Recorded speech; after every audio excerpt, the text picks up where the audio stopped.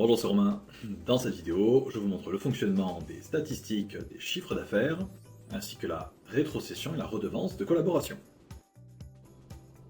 Pour voir le chiffre d'affaires du cabinet, de chaque membre du cabinet, il faudra aller sur l'icône statistique sur la gauche. S'affiche ici un résumé mois par mois. Il est possible de personnaliser ou de cibler une période ou une personne précisément en utilisant tout simplement les filtres disponibles en haut de l'écran. Dans mon cas, je vois uniquement les 6 derniers mois.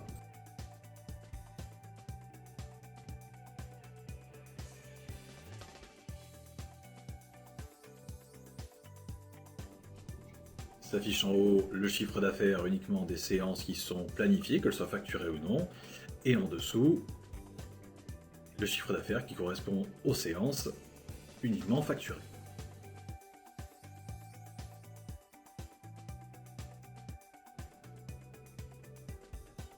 Dans l'onglet Plus de statistiques, je peux également voir la répartition de mes patients, qui sont des anciens ou des nouveaux patients, et ainsi suivre l'évolution de mon cabinet. Plus bas, je retrouve un résumé sous forme de camembert de mes différents modes de facturation, ce qui me permet de voir si je serai éligible ou non à la prime famille. Également, le taux de remplissage de mon agenda. Je retrouve un peu plus bas également la répartition homme-femme et par tranche d'âge des patients de mon cabinet.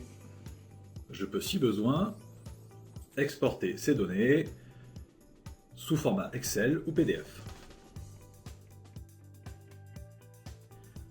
À présent, pour calculer la rétrocession à un remplaçant ou la redevance de collaboration, je vais aller sur l'onglet Gestion et en bas choisir s'il s'agit d'un remplaçant ou d'un collaborateur du cabinet. Les options par la suite sont les mêmes dans les deux cas. Pour moi, ce sera une redevance de collaboration.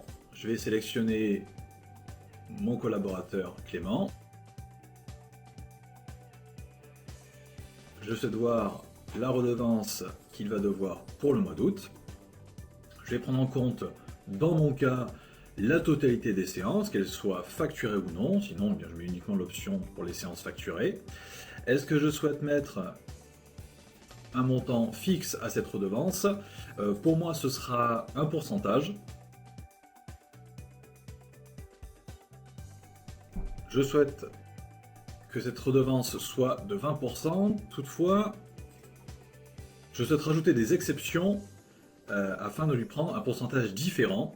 En exemple, sur le BDK, eh bien, si je ne souhaite pas prendre de redevance sur celui-ci, je vais rajouter 0. Et la même chose sur les déplacements.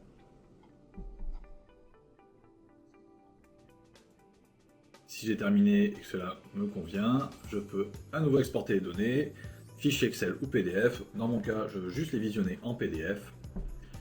Mon exemple qui s'affiche avec la totalité du chiffre d'affaires qui a été réalisé jour par jour, le pourcentage qui est gardé de ce chiffre d'affaires en fonction des actes et des options que j'ai mis, dans mon cas BDK et déplacement que j'ai laissé à 0, et s'affiche en dessous le montant de la redevance qu'il va devoir donner. Vous savez à présent tout ce qu'il faut savoir sur la gestion de chiffre d'affaires, de la redevance de collaboration et la rétrocession dans votre logiciel.